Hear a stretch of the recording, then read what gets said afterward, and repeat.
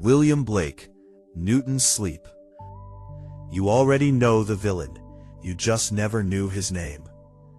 You know this image, even if you've never studied art, even if you've never heard of William Blake, you have seen this image. An old man, muscular, ancient, crouched in darkness, eyes closed, reaching down with a golden compass, drawing a circle in the void below him. It is one of the most reproduced images in the history of Western art. It's on t-shirts, album covers, philosophy textbooks. Most people assume it's God, creating the world. It is not God, it is the villain, the figure Blake called Urizen, the god of reason, the measurer of the infinite, the architect of the prison. Drawing the walls of the cage humanity has been trapped in ever since. And the face Blake gave him was Isaac Newton's. Blake made two images that belong together. The first is Urizen with the compass. The second is called, simply, Newton. Same pose. Almost exactly. A muscular, naked figure. Crouched. Eyes down. Compass in hand. Drawing a geometric figure on a scroll at his feet. Newton, the man the Enlightenment called the greatest mind in history, painted by Blake in the exact posture of the cosmic villain. This was not an accident. Blake was making an argument, and the argument was this. Isaac Newton, the man who measured the universe, who reduced gravity to an equation, who turned the cosmos into a mechanism, was not a hero. He was the culmination of the fall, the moment Urizen won.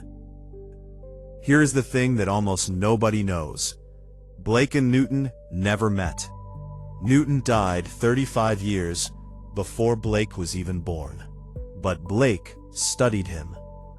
And what Blake saw in Newton's work, underneath the genius, beneath the mathematics, was a philosophical assumption, so total, so invisible, so completely absorbed into the culture that no one noticed it was an assumption. The assumption was this: the universe is a mechanism. It operates by fixed laws. Those laws can be measured.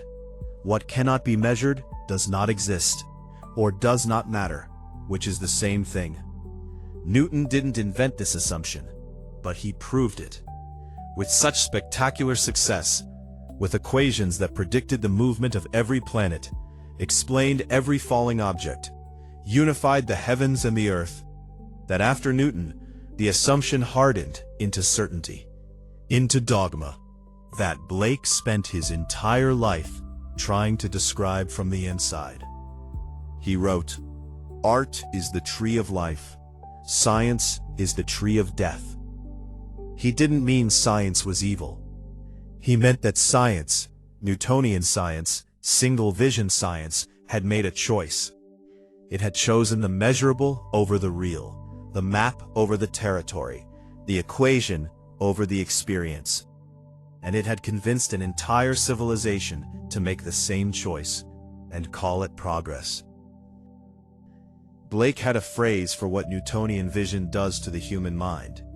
He called it the narrowing of the doors of perception. He wrote, "If the doors of perception were cleansed, everything would appear to man as it is, infinite. For man has closed himself up till he sees all things through narrow chinks of his cavern." The cavern, the narrow chinks. This is not poetry. This is a description of a mechanism. The rational mind, trained, educated, disciplined in the Newtonian model, does not perceive reality. It perceives a filtered version of reality, a version that has already been stripped of everything that cannot be measured, quantified, repeated, proven. What's left is the mechanism. What's stripped is meaning, presence, the sacred, the visionary, the sense that reality is alive, the sense that Blake never lost and spent his entire life defending. He called the filtered version single vision, one channel open, all others closed. And he attributed the closing directly, personally, to Newton. May God us keep from single vision and Newton's sleep. The sleep, not Newton's ignorance, Newton's sleep, the slumber of a mind that is brilliant, awake to the mechanism, and completely asleep to everything else. Blake made this argument in the 1790s. He was shouting into a void. Nobody listened. The Industrial Revolution was beginning.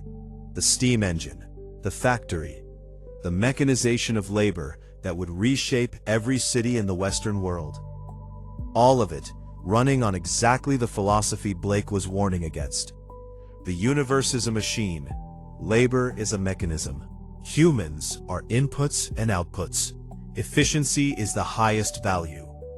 Blake watched it happen from a small house in London where he printed his own books by hand because no publisher would touch them. He called the factories the dark satanic mills, not metaphorically. He meant the mills were satanic in the specific theological sense that they embodied the principle of Urizen, the reduction of the living to the mechanical, the crushing of the infinite into the measurable. He was writing the most sophisticated critique of the Industrial Revolution while the Industrial Revolution was beginning, and nobody read it because it was written in a private mythology that looked like madness to anyone trained in single vision. The prison critiquing itself, using a language the prison had already declared invalid. Here is what Blake was trying to protect.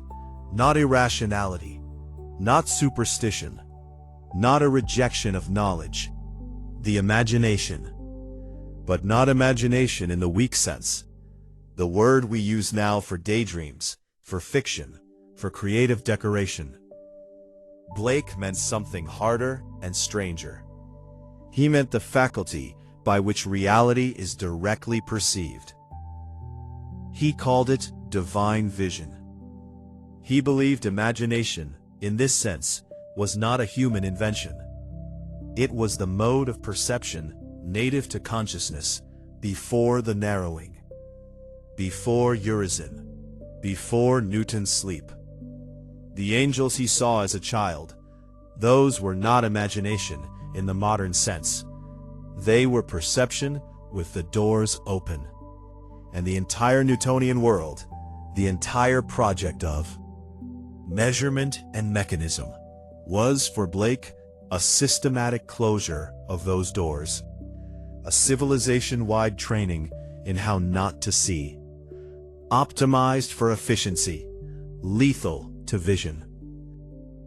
This episode was about one argument: Blake versus Newton, vision versus mechanism, infinite versus measurable, the living universe versus the machine. In the next episode, we go inside Blake's counter-mythology, the figure he opposed to Urizen, a being called Loss, the eternal prophet, the blacksmith of time, who works in darkness to preserve what Urizen is trying to destroy. Loss is the strangest figure in Blake's entire system, because he is not a god of light, he is not a savior from outside, he is what imagination does. When it is trapped, when the prison is fully built, when Urizen has won, what remains? What keeps hammering? What refuses to stop, even inside the sleep? And Blake believed, with complete certainty, that loss was real, not a metaphor, not a symbol. A being he had personally encountered, who had spoken to him and told him what to build.